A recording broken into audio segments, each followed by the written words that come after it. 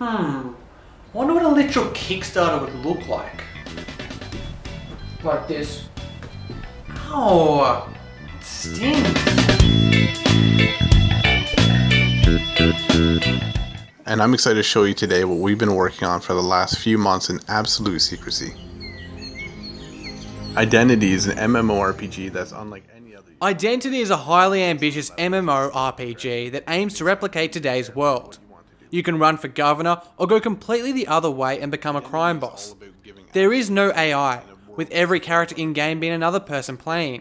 This does allow for a lot of real interaction, but means the game will rely on a sizable player base from day one. Also, the scope of this game, which encompasses karaoke and paintball minigames, farmland and city locales, shopping, hunting, and hundreds of career options, covers so much that we're worried every feature won't have enough time dedicated to it.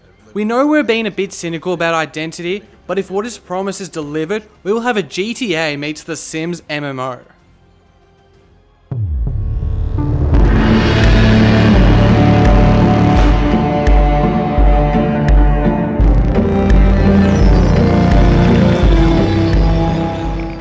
The long-running CRPG series based off the tabletop game of the same name was stunningly revived on Kickstarter in 2012 with Shadowrun Returns. Developers' harebrained schemes were unable to secure funding for their game from publishers, mostly because of the doubt caused by the unpopular 2007 FPS Shadowrun game, so they turned to Kickstarter. And what happened was astounding. Shadowrun Returns was the third Kickstarter to pass the $1 million mark, and the ensuing game was a big hit among the fans that funded it.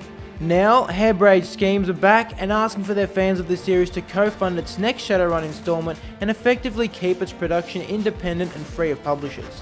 The new setting, Cyberpunk Hong Kong, was chosen by backers and is evidence of how Shadowrun Hong Kong is made primarily with the fans in mind.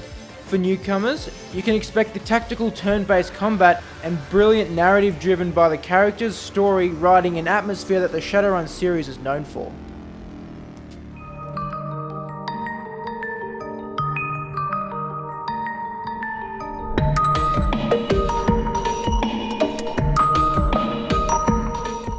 Moonman is another Terraria/Starbound inspired game. It's 2D, there's voxels, digging, crafting, building, and a lot of exploring. At the moment, it's hard to tell if it changes the mechanics formula enough to differentiate itself, but there are a few promising additions we know of. There is a clear goal, collecting moon fragments to light up the dark world, often absent in these kinds of games. The Moonman is a purposely simple and derpy green-faced individual who can don lots of peculiar armor that gives us vibes ranging from cute to Hotline Miami creepy. Think Pig Mask. And a lot of the art, particularly the different biomes and plant-based creatures, are very appealing. Moonman has been in development for 2 years, and this Kickstarter will hopefully give developer Ben Porter some more time and outside help to finish the game.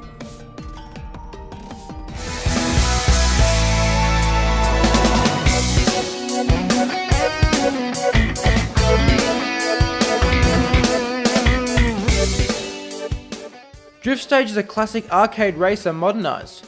Everywhere you look you can see the influence from the past, whether that be the 90s 2D art reimagined in 3D or its tight drifting based mechanics.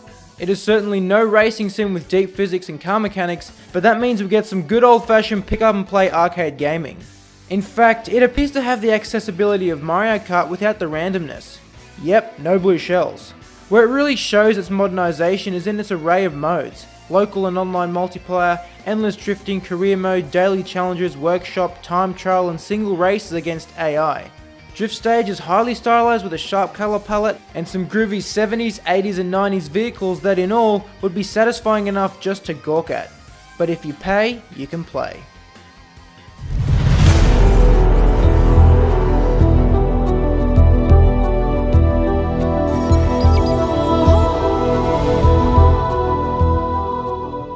Into the Stars is a space journey in pursuit of a new home for humanity that plays like faster than light and feels like space epic such as last year's Interstellar.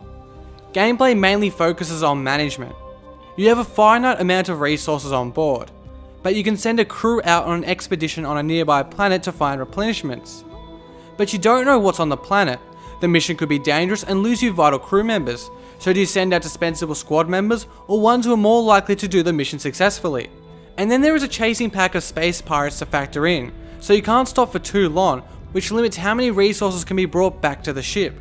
This core game is supplemented with beautiful visuals, the ability to toggle your view from the bridge to the outside of your ship, an open world, and an interesting volley-based combat system. Into the Stars looks like the closest any of us can get to experience a real space expedition into the unknown.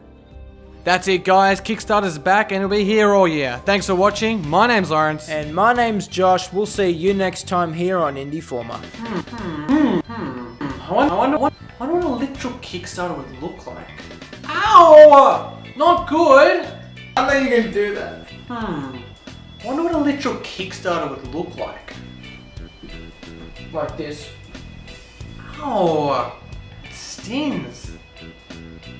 Picture, I was looking the other way.